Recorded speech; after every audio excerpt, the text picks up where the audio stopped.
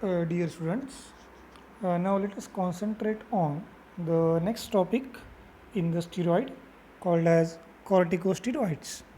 So now in the present lecture we are going to study the classification, mechanism, then we're going to study the structures of the corticosteroids, as well as we are going to study the structure activity relationship study of these corticosteroids. Now let us start our discussion. So corticosteroids, they are defined as the steroidal hormones which are secreted by the adrenal gland. This adrenal gland consists of cortex and medulla. So the cortex portion of the adrenal gland will going to synthesize and going to secrete the corticosteroids. Along with that, the medulla portion of this adrenal gland, it is going to synthesize the catecholamines, isn't it? For example, epinephrine and norepinephrine. So that is the way how they are synthesized. Now let us see the classification of corticosteroids. These corticosteroids, they are classified into the two main types, glucocorticoid and a mineralocorticoid. The glucocorticoid is further subdivided in three types depending upon the duration of action. So first one is short acting glucocorticoid. The examples are cortisone and hydrocortisone. Then comes intermediate acting glucocorticoid, and the example is the prednisolone. Then long acting glucocorticoid, the example is dexamethasone and betamethasone. The second type of the corticosteroid is mineralocorticoids, and the example of the mineralocorticoid is aldosterone and the fludrocortisone. These are the two examples of mineralocorticoid. Now let us study the mechanism of action of these glucocorticoid. Now the main mechanism of action of these glucocorticoid is regulation of metabolism of carbohydrate, proteins and fats. That is the basic mechanism of these glucocorticoid. Let us see the mechanism of action of a mineralocorticoid. So like glucocorticoid, they are also having regulation of metabolism. So these are going to influence salt and water balance. That is the main mechanism of these mineralocorticoid. Now let us observe the structure of these glucocorticoid. So first one is the structure of the cortisone. Now if you observe the structure of the cortisone, you are going to observe the four rings, and the number they also been displayed over there. So in the last lecture we studied about the stereochemistry, numbering and how to give name to these steroidal molecule. Now if you observe this skeleton, amongst the four skeleton that we have studied earlier, that is gonane, estrane, pregnane, isn't it? So amongst that, which skeleton we are observing here is that it contains the 21 carbon atom. So as it contains the 21 carbon atom, the basic skeleton is the pregnane. So now if I want to give name to the cortisone, so I will give the name, I will give the IUPAC name like 1721 dihydroxy 4 pregnine 3 11 20 trione. Okay, you can easily observe the three keto functionalities into it. So this is the structure of the cortisone. Now if we are going to observe the structure of hydrocortisone, the minute difference is the presence of 11 hydroxyl group 11 hydroxyl group in the as of the structure of the cortisone. So cortisone, it is having the keto functionality at 11, while the hydrocortisone having the hydroxy functionality at 11 number of the carbon atom. So this is the structure of short acting glucocorticoid, that is cortisone and hydrocortisone. Now let us see the structures of intermediate acting glucocorticoid. Example is the prednisolone.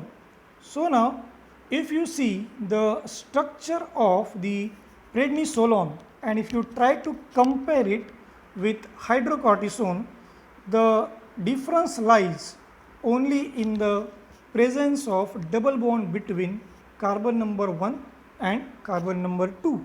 So in the structure of prednisolone, if we remove the double bond between 1 and 2, we will get the structure of the hydrocortisone. Now let us move ahead and let us observe the structure of long acting glucocorticoid, and the examples are the dexamethasone and betamethasone.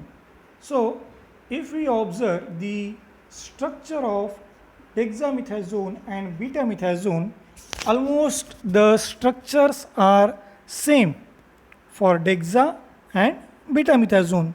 A minor difference lies with respect to the 16 methyl group.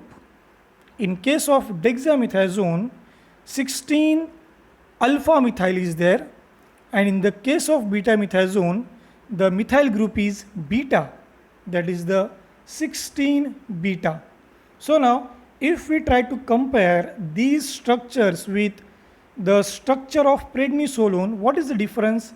Difference is only the presence of the fluoro function and the methyl function substitution in the structure of prednisolone. So what is the key to understand the structure is that we first need to understand the structure of cortisone, and accordingly we need to add some substitution so that we will try to get the remaining structures of glucocorticoid. Now let us move ahead and observe the structures of the mineralocorticoid. So the example of mineralocorticoids are the aldosterone and fludrocortisone. Now let us study the SAR of glucocorticoids. Now the first point is that substitution of 6-fluoro group in the structure will going to increase the anti-inflammatory and glucocorticoid activity. So that is a substitution at 6th position.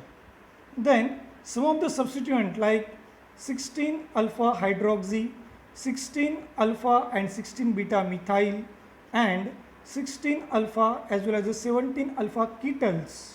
So these substitution will going to decrease the mineralocorticoid activity. So now try to understand, we are going to study the SAR with respect to the substitutions which are either going to increase a glucocorticoid or mineralocorticoid activity.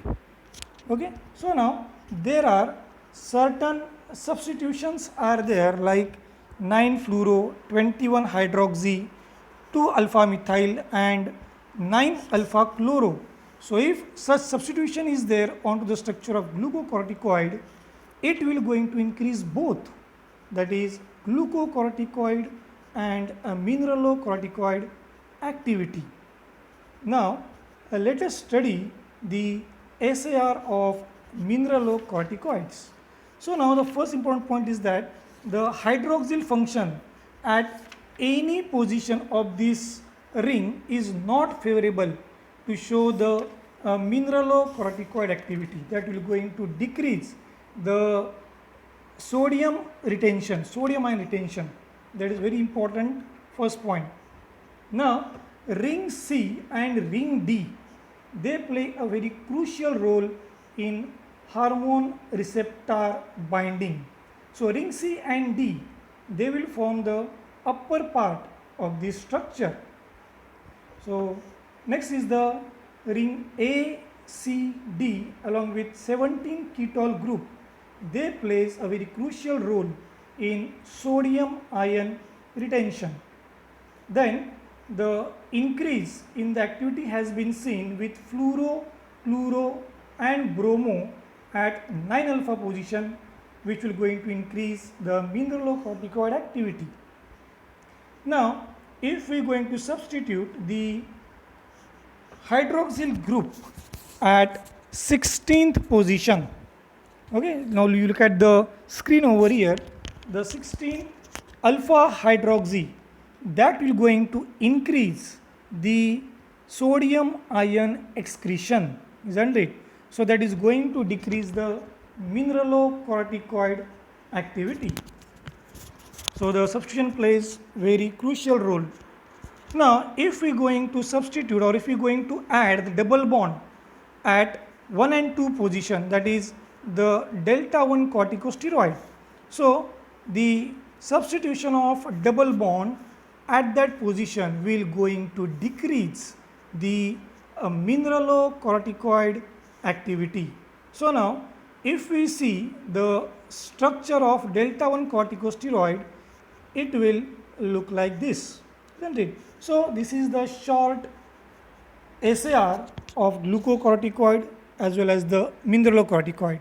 So at this point we have seen the classification, then mechanism, structure and SAR of the corticosteroid. So I think that is enough for the today's lecture.